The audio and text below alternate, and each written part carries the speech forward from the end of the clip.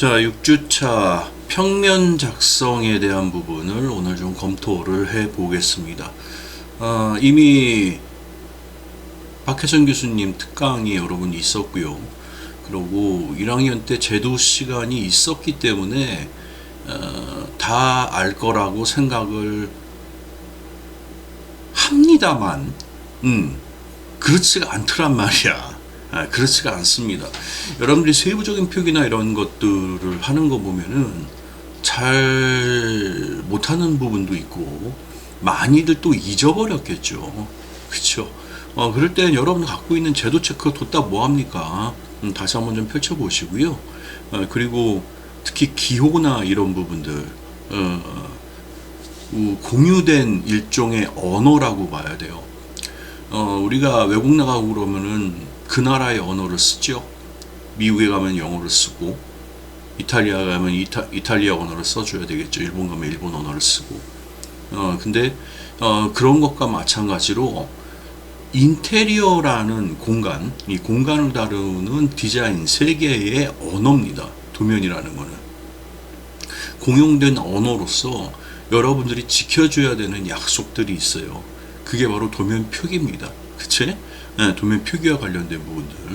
그 다음에 선두께도 무시할 수가 없어요. 이게 보면 이게 지금 벽체 선두께인데 가구에 써놓고 뭐 이런 친구들이 있어. 내가 크게 세 단계로 일단 구분을 해가지고 여러분들 그 틀을 나눠 놓으세요.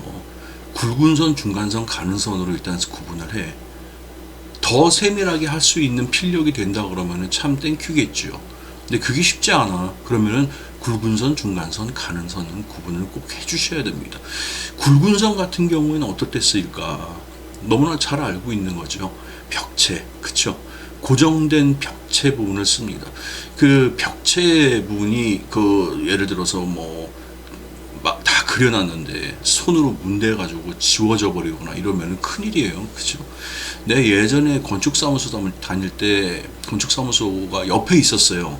인테리어 회사였는데 건축사무소랑 사무실을 같이 쓰는 한 공간을 쓰는 그런 곳이 있었어요. 내가 그때 정식 직원은 아니고 아르바이트 형식으로 일을 대학교 때 했었는데 내 건축사무소 쪽에서 난리가 난 거야. 그게 왜 그러나 봤더니 그때는 물론 캐드 작업이었어요. 근데 캐드나 수작업을 하는 평면이나 매한 가지입니다.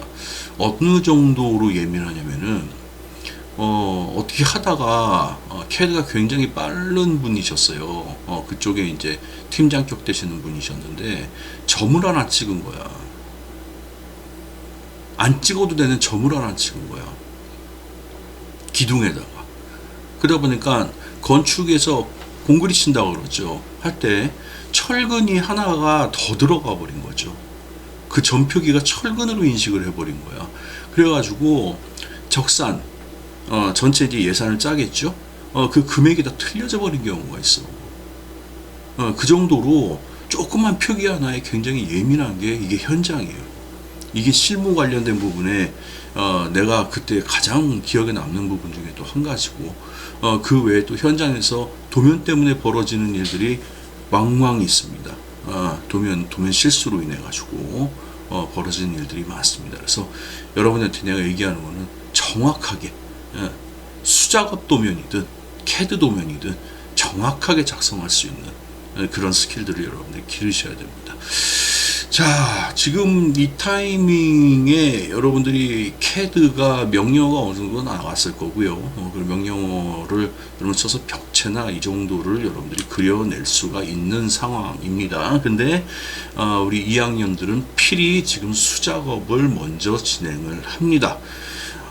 내가 이런 얘기 종종 합니다. 1, 2, 3, 4학년 중에 글쎄 꼭 그렇지는 않겠습니다만은 내가 가장 우려되는 학년, 손을 쓰는 데 있어가지고 가장 어색해할 만한 학년이 과연 어딜까 싶으면은 내 예상에는 4학년들이 아닐까라는 어떤 조심스러운 좀 예상이 좀 들어요.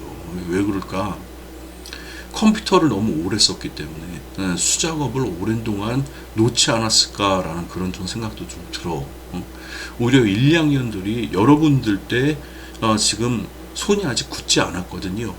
그런 시기에 손을 많이 써야 돼요. 아이고, 자꾸 저 말이 조금 빗나가는데 내가 한 가지만 좀 더 얘기를 하고 넘어갈까요? 그 교수님 예전에 현장 맡아서 일을 할 때 그때 이런 일이 있었어요. 클라이언트가 이 부분에 3D로 다 조감도도 만들어 놔서 이제 파이널로 다 체크를 하고 도장 찍고 이제 일을 시작을 하게 되거든요. 근데 하다 보면 현장이 바뀌는 경우들이 종종 많아. 그러면은 이 부분이 이거랑 지 조감도랑 틀려진단 말이죠. 이럴 경우에 이거 그럼 어떻게 바뀌는 건가요?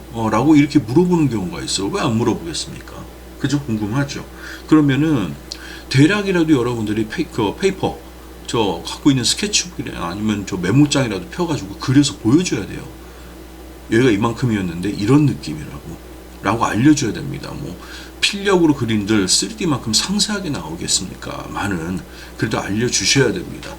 자, 그때 나 처음에 굉장히 좀 당황했던 적이 좀 있습니다. 그런 것들을 어떤 계기로 해가지고 스케치라는 거는 절대로 놓으면 안 되겠구나, 무시하면 안 되겠구나, 수작업을 하는 거는 절대로 놓으면 안 되겠구나, 그런 생각을 좀 하게 됐습니다. 여러분들도 명심하시길 바랍니다.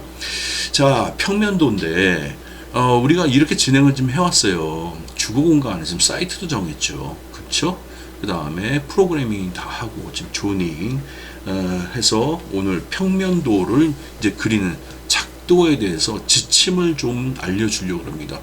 누가 평면 못 그리나? 여러분 이렇게 생각을 하는 친구 있을지 모르겠는데 잘 한번 들어보세요. 내가 생각하지 못하고 있는 부분들이 있을 수 있어요. 체크를 한 번씩 쭉 하는 시간으로 갖길 바랍니다. 좋은 평면이란 뭐냐?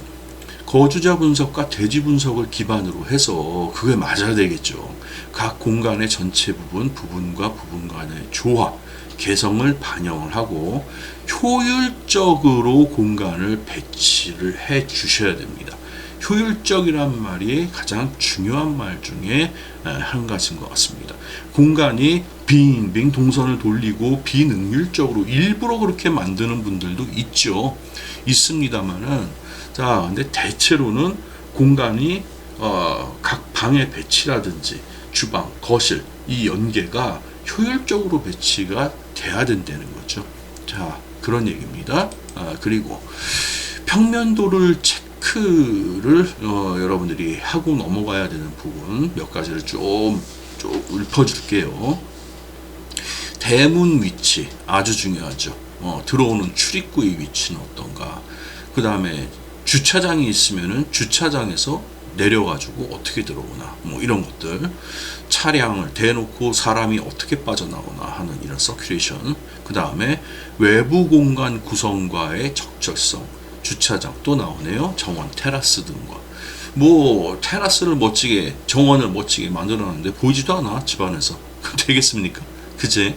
네, 그런 부분들의 적절성, 현관 위치의 적절성, 영역 분리의 적절성을 얘기하고 있습니다. 사적 공간, 공적 공간, 이거 잘 짜주는 게 좋습니다.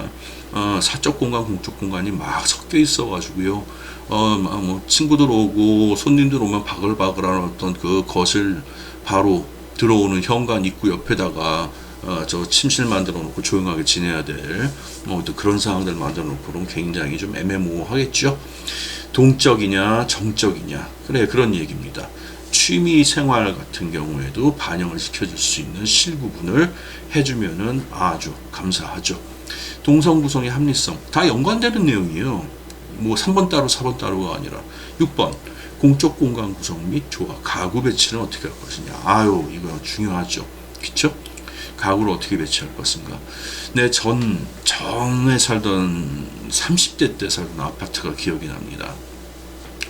거기 조명을 갖다가 달아놨는데 조명 아파트 저 분양 받을 때부터 이제 달려 있던 거죠. 거기 부분에 딱 뭐가 들어가냐면요, 4인용 식탁이 들어가는 위치였어요.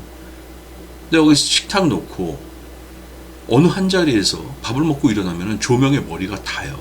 펜던트 조명이라 쭉 내려져요. 펜던트 뭔지 알잖아. 쭉 내려와 있습니다. 머리에 꽝꽝 부딪혀.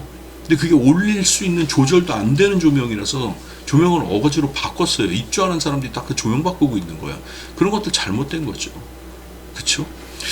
자, 그리고 지금 저 주거 공간은 아닌데 우리나라만에 좀 특화되어 있는 시스템이 있죠. 여러분 뭐 어떤 우리 다른 나라에는 없는데 우리나라에는 아주 잘 돼 있는 그런 시스템이 있습니다. 뭐냐면은 산후조리원 같은 데들. 해외에는 그렇게 성향 요즘은 있을까요? 근데 우리나라만큼은 없을 거야. 우리나라 산후조리원 많이 성행이 되어 있죠. 근데 예전에 그 조카가 지금 벌써 커가지고 거의 대학 갈 때가 다 됐는데 우리 조카가 태어났을 때 이제 형수님이 산후조리원에 들어가셨어요. 들어가셨는데 오늘 가봤더니 그 위에 조명에다가 다 습자지를 붙여놓은 거야. 습자지 있잖아, 왜 이렇게 반투명한 종이. 그거를 다 붙여놨어요, 우리 형이. 그래서 이거 왜 그러냐 그랬더니 내가 어이가 없더라고. 형수가 이렇게 딱 눕는 자리 바로 위에 그 3파장짜리 조명이 하나 딱 달려 있어요. 그 눈부셔서 잠을 잘 수가 없대. 이게 조명 관련된 에피소드들도 상당히 좀 많습니다. 가구 배치, 조명 배치 잘해줘야 됩니다. 자, 개인 공간의 조화 및 가구 배치, 가사 공간, 화장실 공간의 배치 및 기기. 화장실이 각국마다 좀 쓰이는 방식들이 다르죠. 배치도 좀 다릅니다. 뭐 일본의 화장실 특히나 좀 독특합니다.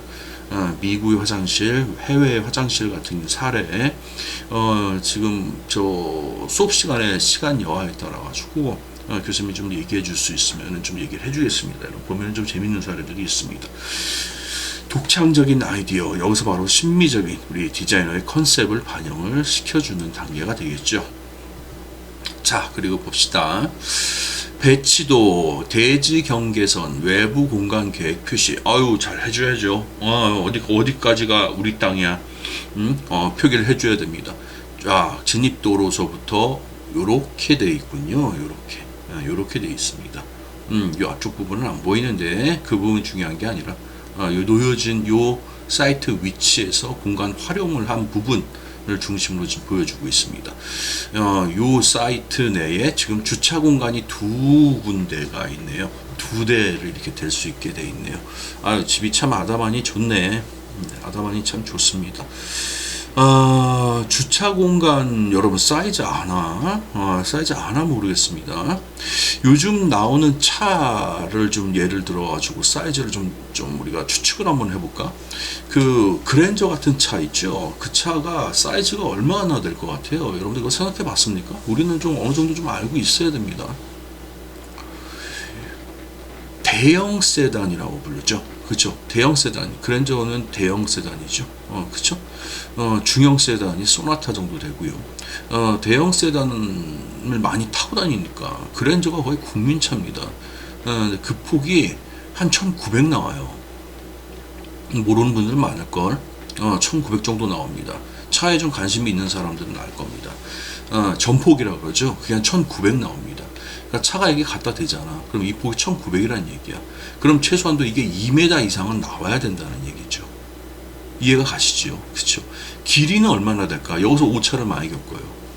차 길이가 한 5m 나와요. 요즘 차들 또 커져가지고. 차가 되게 커졌습니다. 차 길이가 거의 4899, 막 5m 막 이래. 응?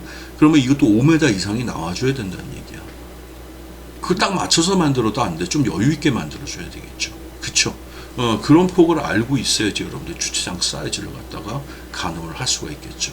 자, 들어와서 차를 대고 요렇게 들어올 수가 있는 거네요. 잘 돼 있네요. 이 거리가 이렇게 길지 않아 보입니다. 자, 그리고 곧장 이게 뭘까요? 이거 펜스 표시해 놓은 거야. 펜스, 낮은 펜스겠죠. 그리고 요거 열고 들어가서 안뜰에서 이제 뭐 꽃도 가꾸고 뭐 이제 그렇게 하겠죠. 공간에 대한 얘기는 조금 뒷페이지에 한번 해볼게. 차 데크니 잔디밭, 텃밭, 마당, 수목 등 표기를 해줘야 됩니다. 네, 기본 평면에 모든 거를 갖다가 한꺼번에 다 표기를 하기가 좀 어려워요. 그래서 이제 상세도 도면이라든지 실별 도면이라든지 이런 것들이 따로 이제 파트로 구분돼 가지고 도면이 또 주어지게 되고 그런 겁니다. 평면도 작성 시 유의사항 세 번째 각층의 평면도. 참 이 그림 사례 참 좋습니다. 이 그라운드 레벨이죠. 여기서 끊었을 때 어떻게 보여지느냐. 보통 평면이라는 거는 바닥에서 1500, 1200에서 1500 정도 올렸을 때 자른 면을 위에서 바라본 거라고 생각하면 됩니다. 그죠? 다시 한번 정리합니다. 바닥에서 1200에서 1500 정도 올린 부분에서 슬라이스로 자른 거를 위에서 바라보는 그런 형태라고 보면 됩니다. 그러다 보니까 주택 같은 경우 여러분들이 참 애매모호하는 게 위층 표기가 들어가야 되나요? 뭐 어떻게 되나요? 이거 보십시오. 지금 그라운드 레벨에서 이거 봐봐. 이 점선이 뭘까? 이 부분을 얘기하는 거야. 지금 이 점선은 뭘까? 이 부분을 얘기하는 거야. 그러니까 수직으로 이걸 떨어뜨려 보세요. 이해 가시죠? 여기는 지금 퍼스트 플로어라고 되어 있네요. 여기 부분에서 1200을 올려서 잘린 부분을 갖다가 표기를 해준 게 이겁니다. 자, 지금 이게 제일 튀어나왔기 때문에 여기는 지금 이쪽 점선이 없어요. 여기서부터 여기 난간이 나오겠네요. 그렇죠. 난간 있고 요 부분이 또 있겠네요. 해줘야 돼요. 점선 표기 해주는 게 좋습니다. 어디까지가 지금 저 건축이 이루어졌나를 이게 보여주는 게 좋습니다. 자, 꼭대기층 같은 경우에 지금 이 부분이 있으니까 이렇게 나와 있는 거죠. 1층 도면 2층 건축 외벽선은 점선 표시를 한다. 이런 얘기입니다. 위층을 갖다가 점선으로 이제 표시를 해줘야 된다는 거죠. 난간 표기 같은 경우는 실선으로. 그지? 실선 표기를 해줘야 된다는 겁니다. 이거를 모르는 친구들이 있어요. 자, 집이 참 좋아요. 나도 이 집 보고 기분이 참 좋더라고요. 여기 보면은 이쪽으로 들어오는 출입구고, 그리고 여기가 거실인가? 이러고 봤더니 아니야. 여기가 주방 쪽입니다. 평면도가 뒷페이지에 좀 크게 나오거든요. 이제 건축 외관이랑 이것만 비교해 보자고. 입구가 있고, 그리고 이제 식당 주방 쪽을 먼저 맞닥뜨리게 되어 있어요. 이게 기존에 우리가 과거에 행해오던 어떤 평면의 조닝 형식과는 지금 좀 다릅니다. 좀 특이점이죠. 보통 주방을 전면으로 내놓지 않아. 한국 공간 같은 경우에는. 과거의 한옥 건축이나 이런 것을 사례를 여러분들 잘 살펴보세요. 그러면은 주방이나 부엌은요, 참 안 좋은 거죠. 유교 정신인데 아녀자들이 일하는 걸 보여주면 안 된다 그래서 다 뒤로 숨기지 않습니까? 그렇죠. 근데 그런 것들이 요즘은 평면이 그에 따라 가지고 한옥의 어떤 평면 형식들이 아파트까지도 영향을 미쳤어요. 근데 요즘 많이 탈피를 좀 하고 있죠. 그리고 건축의 형태가 이렇게 보면 좀 탈피 얘기가 나와서 그러는데 딱 좀 포스트 모던적인 어떤 그 냄새가 좀 나요. 전면에서 봤을 땐 이 박공지붕의 어떤 형태가 나올 듯한 어떤 모습에서 돌아 들어가면은 여기가 엠티니스 비어있는 어떤 공간들이 아주 다이나믹하게 또 연출이 되어 있고, 여기는 또 일부가 또 지붕면으로 이렇게 사선으로 또 내려오고, 또 이런 모습들이 나는 이거 보고 로버트 벤츄리가 조금 생각이 났었어요. 다른 분들은 어떻게 느꼈을지 모르겠습니다만, 로버트 벤츄리는 포스트 모던 건축의 선구자죠. 마이클 그레고스와 함께. 그쵸? 포스트 모던이라고 그러면 잠깐만 좀 설명 좀 할까요? 포스트 모더니즘으로부터 포스트 일탈을 한다는 얘기입니다. 모더니즘으로부터 벗어난다는 얘기거든요.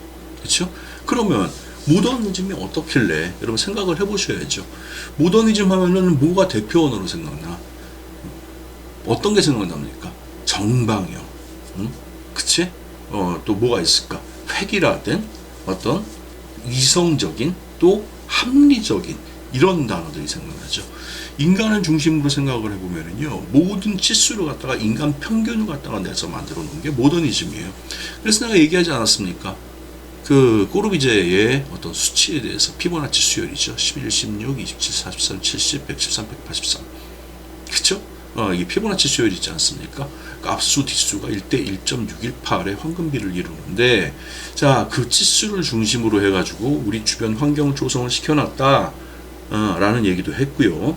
그게 3단위 편리하게 끊어가지고 3단위 치수로 해가지고 현장에서 자단위를 많이 쓰고, 한다라는 그런 얘기까지 덧붙여놨습니다. 자, 183cm의 남자를 기준으로 해서 그렇게 평균치를 잡아가지고 우리 주변에 문 2100, 그치? 또 뭐 있습니까? 기타 의자 높이 같은 경우도 뭐 400, 420, 그치? 700, 뭐 이런 식으로 나눠놨는데 183cm의 남자를 기준으로 했는데 여러분들 키가 몇이냐고요? 그리고 내 키도 170밖에 안 됩니다. 그러다 보니까 그 평균치의 수치가 과연 옳은가? 나 또한 좀 의문을 좀 가질 수밖에 없는 그런 상황이거든요. 포스트 모던이라는 거는 모더니즘에서 일탈한다고 그랬죠. 어떤 그런 근본적인 개념으로부터 벗어나려고 상당히 애를 많이 쓴 게 바로 포스트 모던이야. 포스트 모던이랑 해체주의랑 헷갈려하는 친구들이 있는데, 자, 그거는 내가 나중에 여러분들 시간 될 때 수업 시간에 한번 언급을 좀 해줄게요. 이해만 하고 넘어가세요. 포스트 모던이라는 거는 직격탑니다. 뭐에 직격타냐? 모더니즘을 직격을 해가지고 반발을 한 거예요. 그러니까 네모 반듯한 어떤 형태 이런 것들에서 벗어나자. 조금 불편하면 어때? 야, 네모 반듯한 형태로부터 벗어나자. 기존에 글이 보여질 거라는 어떤 예상도 깨버리자. 왠지 앞쪽에서 바라봤을 때 벤츄리 하우스도 그렇습니다. 뒤쪽이 벙하니 비어있는 이런 경우들도 있고 막 그래요. 지금 이 집도 그런 재밌는 부분이네요. 이거 아주요. 그런 부분들. 또 이성 합리화부터 벗어나자. 때로는 재미와 해학을 추구를 하자. 그래서 우리나라의 포스트 모던에 유명하신 분 알레산드로 멘티니가 예전에 그분도 건축 공간을 하시는데 주된 작업을 주로 산업 디자인을 많이 하십니다. 우리나라 LG 에어컨 디자인에 콜라보로 참여를 하시고 그러시죠. 포스트 모던의 선구자라 그러면은 에투레 소사스라는 분이 있습니다. 그분이 만든 의자나 아니면 가구들을 보면은 여러분들이 이게 포스트 모던이었어? 라고 와닿을 겁니다. 맨디니가 만든 병따개도 있지 않습니까? 뭔 의미가 있습니까? 자기 여자친구 안나치를 이렇게 만들지 않았습니까? 와인 병따개. 이게 팔 위아래로 움직여서 병따개 이렇게 만들듯이 이런 것들 중에 해학을 추구하는 겁니다. 공간에서 포스트 모던은 마찬가지입니다. 우리가 예상치 못한 일을 벌리는 거죠. 아주 지금 메시가 아주 재밌어요. 재밌습니다. 교수님이 좀 얘기가 좀 길었네요. 자, 넘어갈게요. 평면도를 검토를 하고 작성 시 주의사항. 계단 표현을 할 때 수량 확인. 이거 참 중요해. 이 계단이 몇 개냐는 거에 따라서 이만큼의 좀 폭이 결정이 되고요. 그치?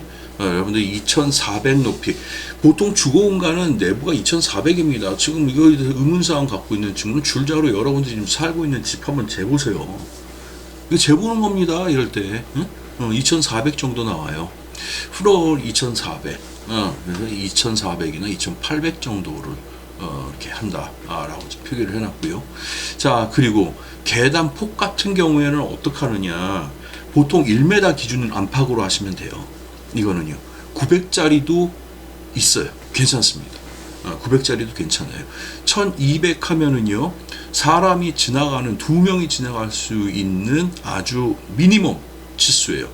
사람이 한 명 지나가는 거를 우리 2자를 칩니다. 한 자가 300이라고 얘기를 했죠. 이 치수관념도 여러분 알고 계셔야 됩니다.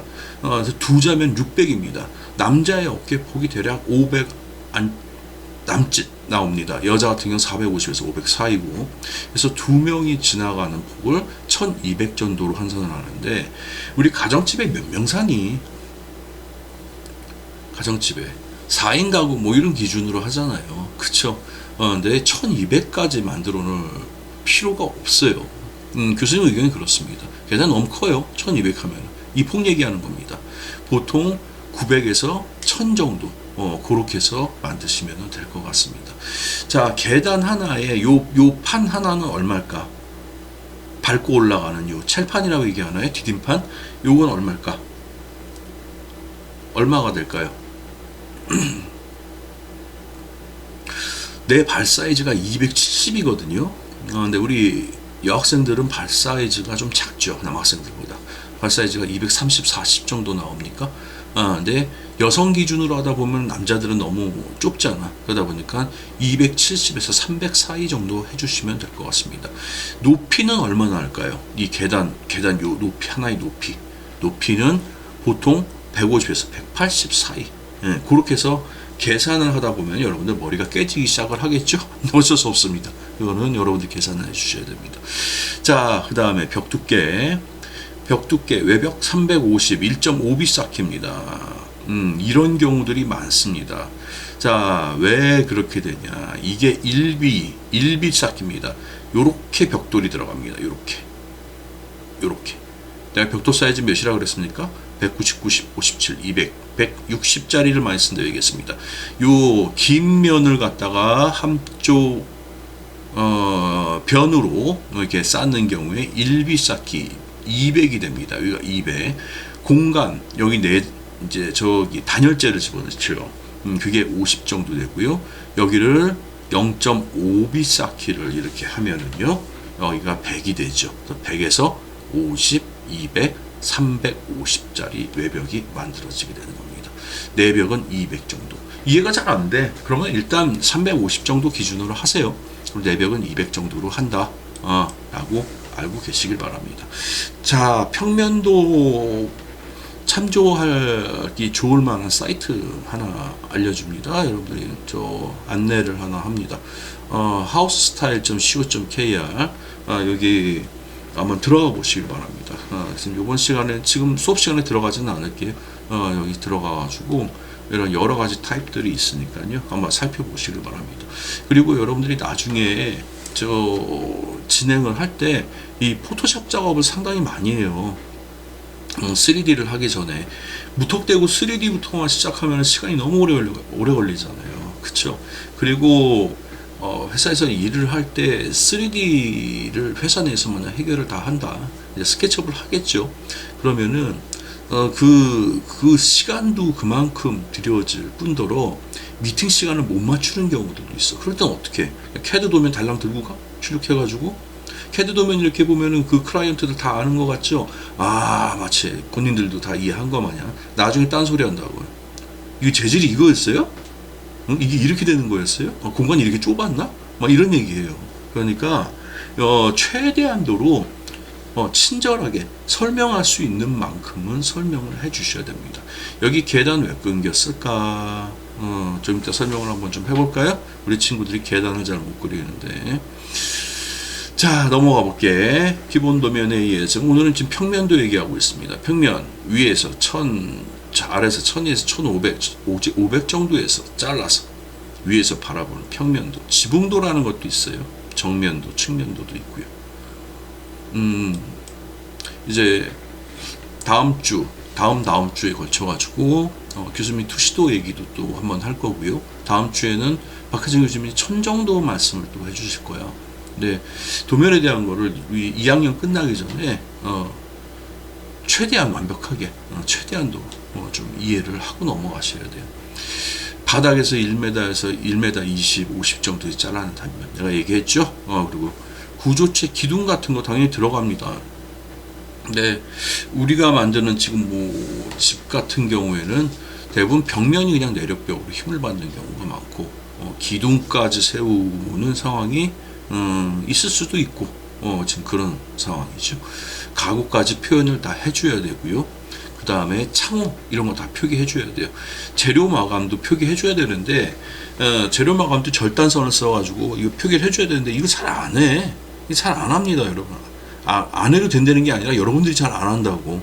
해야 된다고요. 재료 표기하기 귀찮으니까 잘 안 하는데 해줘야 됩니다. 자, 그리고 아까 보여줬던 거죠. 왜 350이 나오는지 내가 얘기했습니다. 1.0B 쌓기, 공간 쌓기, 그 다음에 0.5B 쌓기, 이치마에, 한마에 이게 들어가기 때문에 350 정도 씁니다. 그러면은 교수님 모든 게 350인가요? 또 이렇게 물어보는 친구 있을지 몰라. 내가 누차 얘기하죠. 이거는 규모 그리고 사이즈 상황마다 또 바뀔 수 있는 부분입니다. 우리 조영관 같은 경우 450, 막 500 이렇게 된다니까요. 건축물 규모에 따라서 달라지고요. 이거는 절대 이렇게 하면 안 된다는 그런 치수값들이 아니에요.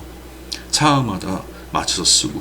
그래서 왜 구조기술사가 왜 있겠습니까? 이런 거 다 맞춰서 하는 거죠. 여기 지금 계단이 있죠. 여기는 200짜리 1.0개짜리 시멘트 벽돌을 쌌네요.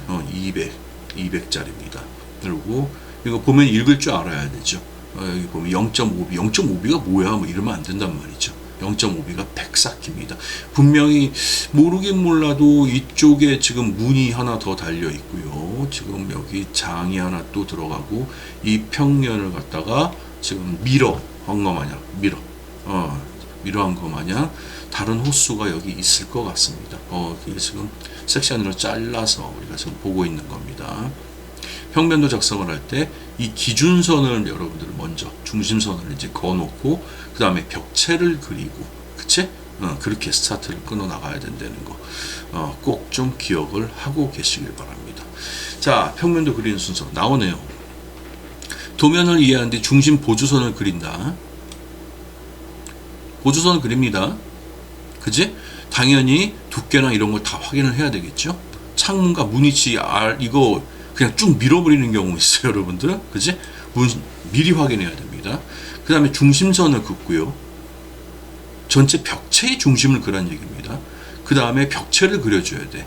벽체 윤곽 그리기, 창호 그리기, 보조선으로 다 그려놨다가 벽체부터 그려나가는 겁니다. 두꺼운 선으로.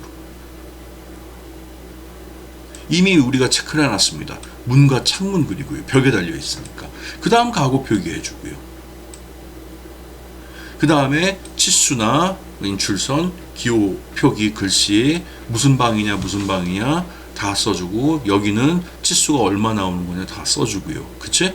그리고 단차이, 그리고 또 빼먹기 쉬운 게 마감선, 마감선 이런 것까지도 다 표기를 해줘야 되는 겁니다. 요 순서 대로 진행을 하세요. 가구부터 그리고 막 나중에 벽체 그리고 막 이러지 마세요. 그러면 안 됩니다. 순서에 맞춰서 가야 되는 겁니다. 자, 사례를 좀 하나 좀 볼까봐. 아까 봤던 그 집이야. 참 좋습니다. 보기만 해도 평온하고 마음이 참 편안해지는 집이에요. 건축 면적이 81.3해배입니다. 이거 3.3으로 나누면 24.59평이 나온다고 합니다. 건축 면적이. 이 건축 면적입니다. 크지 않은 집이죠. 지금 뭐 건폐율은 모르겠습니다. 건폐율 다 맞춰서 한 집입니다. 건폐율 용적률은 지금 여기 안 나왔으니까 모르겠습니다. 총 연면적 43.19평 다락 포함. 여기 2층 요거까지 지금 포함을 해가지고 43.19평이 지금 나온다고 되어 있네요. 그 다음에 1층이 24.59. 2층으로 가면 조금 좁아지는구나. 보이드가 있고 그런가 보다. 그 다음에 3층은 2.9평. 3층은 다락 일부만 쓰나 보네요. 나머지는 다 오픈되어 있는 형식인가 보네요. 예측을 할 수가 있겠죠. 이웃이 있는 마을에 산다. 테라스, 정겨운 이웃에게 열려있는 뜨거운 장소다. 퇴근 후 같이 모여서 차 마시고 참 행복합니다. 생각만 해도 자연스럽게 만나는 그런 앞마당을 두고 싶대요. 여기서 앞마당에서 왔다 갔다 하면서 이렇게 같이 정겹게 지내고 싶은 집을 만들고 싶었다라는 이야기시겠죠. 같이 사는 마을, 집, 가족. 이거 잘 안 보이죠? 우리 좀 크게 보자. 평면, 요거 지금 크게 있거든요. 요렇게 넘어가서 좀 볼게요. 이게 들어오는 입구 부분입니다. 요 보면은 아까 봤던 거 평면이죠. 그럼 평면을 조금 구체적으로 보자. 그래서 이제 의미를 알고 우리가 접근을 하니까 앞마당에 사람들이 모여서 바베큐 파티도 하고 뭐 차도 마시고 막 이럴 수 있다고 그랬어요. 여기가 마치 오픈되어 있는 공간처럼 지금 느껴집니다. 주방 쪽부터 거실이 아니라 우리 주방이 메인 공간으로 지금 오픈되어 있는 성격으로 좀 보여집니다. 이게 아주 특이할 만한 점입니다. 내가 아까 얘기한 부분이 있죠. 이 집에 지금 특이할 만한 부분이 주방을 지금 앞세우고 있다는 거죠. 이건 결국 뭘까요? 사람들이 같이 모이고 뭐 먹을 거 왔다 갔다 하면서 옮기고 뭐 하고 하는 어떤 그 메인 역할을 하는 그 공간을 갖다 전면으로 지금 내세운 거예요. 공간이 성격을 이 주방이 여기 있는 것만 봐더라도 우리가 대번에 지금 파악을 할 수가 있죠. 요거와 투시도를 한번 같이 한번 좀 비교해서 보자. 요쪽이 지금 입구죠. 요쪽이 지금 주방 전면 거실입니다. 요렇게 돼 있고 여기 낮은 벽이 하나 있을 것 같아요. 자, 입구고 여기 낮은 벽이 있죠. 낮은 벽이 있죠. 교수님은 수업 전에 이걸 유심히 좀 살펴봤어요. 여기 테라스가 있고 요렇게 들어가게끔 되어 있습니다. 참 재밌는 게 이게 분명 공간의 지금 중심처럼 역할을 좀 하고 있는데 일로 들어가진 않고 돌아 들어가게 만들었어. 거실 쪽으로 돌아 들어가서 여기서 업을 시킵니다. 계단 두 개를 통해서 한 100 정도 올라오지 않을까? 100이나 뭐 좀 그 이상 올라오지 않을까 싶습니다. 이 업다운 표기를 해줘야 돼요. 이렇게 이 단차이까지 뭐 예를 들어서 뭐 플러스 마이너스 제로 프로 레벨에 여기 지금 뭐 한 뭐 플러스 100 뭐 이렇게 다 써주면 좋겠습니다만은 솔직히 이거는 지금 이거 외에도 평면이 여러 장이 있을 거야. 그런데 지금 표기가 되기 때문에 괜찮습니다. 근데 원래는 여러분들은 지금 그게 없으니 그렇게까지 도면을 막 나누지는 않을 거니까 단면도까지만 그릴 거니까 여러분들은 그 표기도 이제 여기다 해줘야 됩니다. 자, 그리고 이쪽이 지금 거실로 들어와서 주방으로 가게끔 이렇게 되어 있는 그런 구조고, 결국에는 여기서 왔다 갔다 하는데 공간을 다 활용하네요. 아유, 공간 활용도가 아주 좋네요. 여기만 왔다 갔다 하면은 또 여기가 사람 쓸모가 없어질 만한 활용도가 적어지는 공간이 될 수도 있을 텐데, 그거를 지금 교묘하게 여기다 벽체를 놔가지고 동선을 이렇게 끌어들였습니다. 그래서 집을 넓게 쓰는 거죠. 그치? 자, 그리고 이 슬라이딩 문을 통해 가지고 여기서도 부부침실로 이렇게 여기서 부부침실로 이렇게 들어가네요. 들어가기 전에 세면대가 이렇게 있고, 아, 이거 아주 잘했습니다. 설계 잘하시는 분이네요. 세면대에 손 씻는 부분이 있고, 부부침실을 들어오기 전에 여기 손만 씻는 손님들도 있을 거 아니야. 그럼 요것만 열고 손 씻을 수도 있잖아. 화장실 쓰고. 요 설계는 아주 좋네요. 기억을 좀 해둬야 되겠는데요. 자, 그리고 여기 수납 공간 있고, 여기가 지금 옷장입니다. 옷장. 옷장을 이렇게 3m짜리를 해놨습니다. 옷이 넘쳐나는 사람들이 참 많아요. 그래서 옷 때문에 여러분들 뭐 고민들도 있고 그럴 텐데, 근데 이거 그냥 생활의 하나 팁이야. 안 쓰는 옷이나 신발들 여러분 정리하는 것도 디자이너들이 좀 해야 되는 목 중에 한 가지야. 여러분들 집부터 정리해 보세요. 여러분들 현관부터 정리를 해보세요. 이거 현관부터 정리하라고 그러지 않습니까? 그죠? 카림 라시드가 제시하는 디자이너 되는 어떤 그 디자이너로서 행해야 되는 부분들이 있으면 집 정리부터 잘 시작하라. 라는 그런 말이 있어요. 진짜입니다. 현관에 있는 신발부터 정리를 좀 시작을 해보세요. 여러분 주변 사람부터 좀 정리를 해야 됩니다. 옷까지도 필요 없는 거는 밖에 내놓고, 여러분 필요한 옷들만 이렇게 좀 챙기는 것도 필요합니다. 여기 화장대 있고요. 주방이 있으니까 세탁 다용도실이 필요하겠죠. 아주 잘 짜여진 도면입니다. 여기가 지금 점선으로 이렇게 표기가 되어 있네요. 이 점선의 용도가 뭘까요? 이 점선의 용도가 뭘까? X표로 이렇게 쳐놨는데 점선의 용도가 뭘까? 2층을 볼까요? 아, 오픈되어 있군요. 자, 오픈된 형식이기 때문에 이 부분은 지금 점선으로 표기를 이렇게 해줍니다. 2층이 오픈된 형식인데도 불구하고 이렇게 점선으로 1층까지도 표기를 해주는 게 맞습니다. 자, 그리고 우리가 놓치고 있는 부분이 하나 있네. 계단을 좀 살펴볼까? 계단. 업이죠. 올라오죠. 이거 잘랐어? 왜 그래? 재밌으려고? 계단 표기할 때 여러분 어떻게 할까요? 평면도가 뭐라 그랬어요? 1200에서 1500 높이에서 자른 거라 그랬죠. 그럼 계단도 하나, 둘, 셋, 넷, 다섯, 6개. 아, 대략 한 지금 뭐 180에서 200 쳐가지고요. 한 6개 정도 올라왔을 때 지금 이렇게 지금 잘라놓은 거예요. 1층 평면도가 1200에서 1500이 어느 정도에서 잘라놨냐에 따라 가지고 계단 수도 달라지겠죠. 그 높이만큼 올라와 가지고 절단으로 잘라내는 겁니다. 아시겠습니까? 1층에 해당하는 표기만 하는 겁니다. 자, 계단 표기 상당히 중요합니다. 아, 그리고 2층에 올라왔을 때 계단 한번 볼까? 여기 다운 표기가 되어 있죠. 그치? 이쪽에 지금 다운 표기가 되어 있고, 여기는 지금 다시 업 표기가 되어 있습니다. 이게 뭐 어떻게 된 거야? 하고 여러분 헷갈려 하시겠죠? 여기서 다운 표기 되어 있죠. 여긴 2층입니다. 잘 생각하세요. 밑으로 내려갑니다. 아래에서 올라오니까 밑으로 내려가는 계단 당연하죠. 그럼 이 계단은 또 뭐야? 2층에서 다락방으로 올라가는 계단입니다. 여기 다락방. 아이고, 이거 어떻게 옮겨야 됩니까? 이렇게 옮기면 되나요? 그래서 다락방으로 올라가는 계단입니다. 이해 가시죠? 다락방은 여기만 씁니다. 나머지는 다 오픈되어 있죠. 그러니까 아까 전에 봤을 때 2층, 3층으로 올라갈수록 평수가 적어지잖아요. 그죠? 그렇게 되는 겁니다. 여기서 업으로 올라와서 이제 다락방을 쓸 수 있게끔 되어 있는 거죠. 교수님 정확하게 설명을 해줬는데 여러분 이해 가시는지 모르겠어요. 그리고 또 하나, 침실이 지금 점선으로 되어 있네. 자, 이거는 무슨 의미일까? 침실로 쓸 수도 있고 다른 용도로 오픈 스페이스로 쓸 수도 있다는 얘기인가? 여기서 우리가 챗GPT를 한번 이용을 해봅시다. 챗GPT를, 자, 무엇이든 물어보세요. 평면도의 점선의 표기에 대해서 알려주세요.